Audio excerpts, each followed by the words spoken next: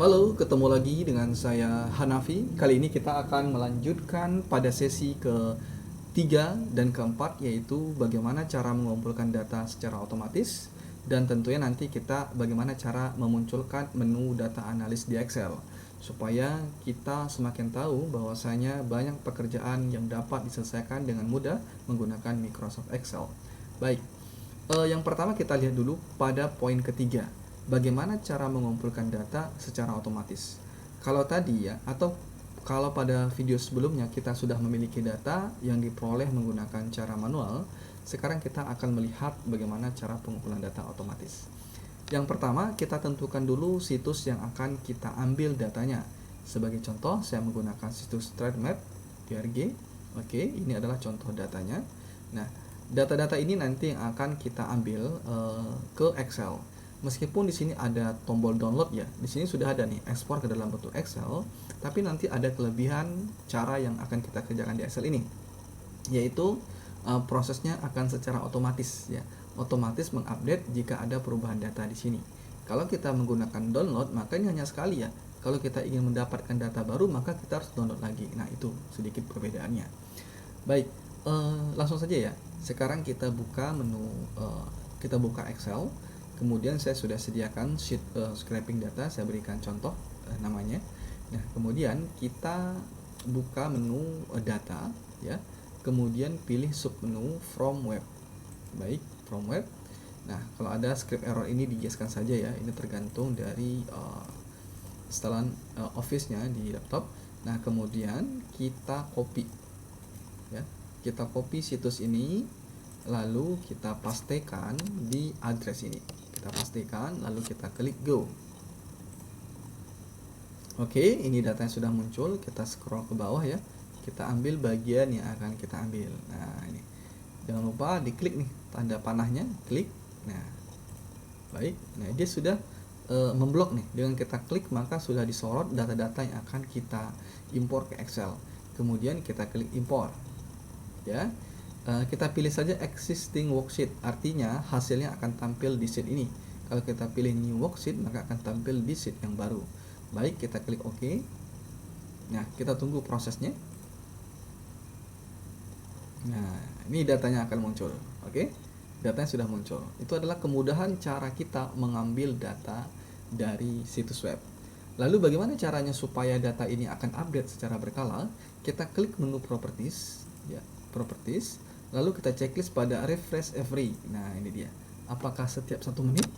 Ya, kemudian kita klik OK. Artinya, jika kita isikan 1 di sini, maka Microsoft Excel ini akan direfresh setiap 1 menit. Jika ada perubahan data dari situs ini, maka akan muncul otomatis di Microsoft Excel ini. Begitu canggih bukan? Jadi saya kira sangat menarik ya. Salah satu fitur dari Microsoft Excel ini, karena kita bisa mengambil data secara otomatis, tidak perlu melakukan pekerjaan berulang, download file Excel dan lain sebagainya. Oke, di sini kita tinggal klik OK. Baik, setelah teman-teman ya memperoleh data, nah data seperti ini, lalu kita berpikir datanya mau dilakukan apa ya, atau data ini mau diapakan. Karena kalau kita ingat urutan data itu seperti ini ya. Yang pertama adalah data, kemudian data diolah menjadi informasi, informasi diolah menjadi knowledge, dan knowledge ini nanti harusnya menghasilkan value bagi pimpinan atau bagi kita sendiri. Baik, kalau begitu kita langsung saja nih masuk ke bagian 4, yaitu bagaimana cara memunculkan menu data analis di Excel ya. Kita ambil contoh misalkan data penjualan ini. Bukan data penjualan ya, data ekspor maksudnya, yaitu karet dan produk karet. Sebenarnya semua metode yang ada di data analis maupun di data science ya. Data science kan expertnya dari data analis, misalkan metode single exponential smoothing ya, metode regresi linear dan metode lainnya bisa saja kita lakukan secara manual dengan menggunakan maksud saya bisa saja kita rumuskan dengan cara manual dengan menggunakan rumus atau fungsi-fungsi standar dari Excel, misalkan sum, lookup, ya, count dan lain sebagainya. Tetapi Excel sudah menyediakan function tersendiri, sehingga kita tidak perlu repot lagi harus membuat algoritma secara manual. Bagi yang memiliki basic IT mungkin mudah, tetapi bagi yang tidak memiliki basic IT, tentu cara keempat ini sangat membantu teman-teman semuanya. Bagaimana cara memunculkan menu data analis di Excel? Saya yakin teman-teman sudah penasaran ya. Langsung saja kita masuk bagaimana caranya. Nah, yang pertama kita lihat dulu dari menu. Kita buka menu data ya. Kita ulang, kita buka menu data. Nah, harusnya di sini di menu analis ada fitur namanya data analis, tetapi di sini tidak ada. Nah, itu. Jadi kalau kita pertama kali menginstal Microsoft Excel ya, maka menu itu tidak langsung muncul. Nah, jadi makanya saya katakan agendanya adalah bagaimana cara memunculkan menu data analis, karena secara default atau secara bawaan menu itu tidak ada di sini. Oke, silakan ikuti tahapannya ya. Yang pertama kita klik menu file ya, menu file, lalu pilih option, oke. Kemudian pilih add-ins ya. Selanjutnya di bagian manage Excel add-in, jangan lupa ya, di bagian manage pastikan pilih Excel add-ins, lalu klik go. Oke.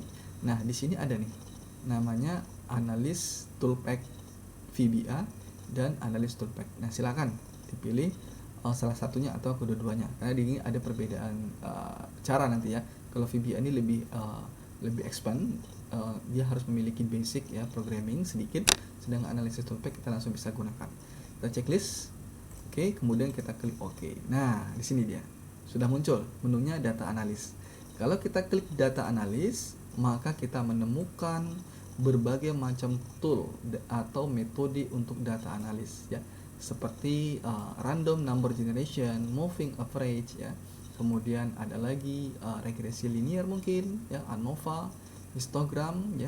Nah, ini regression, ini adalah regresi linear, ada regresi linear berganda, regresi linear tunggal dan lain sebagainya. Nah, sehingga dengan menggunakan fungsi ini maka kita dapat dengan mudah mengelola data. Misalkan regression.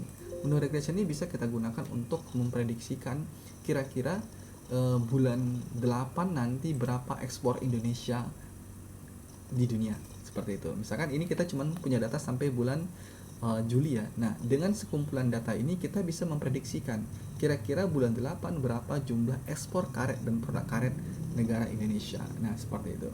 Nah, bagaimana cara penggunaan dari metode-metode yang ada ini? Silakan ditunggu video kami selanjutnya. Saya kira demikian. Terima kasih. Saya yakin kamu bisa, saya bisa, dan kita saling belajar bersama. Terima kasih.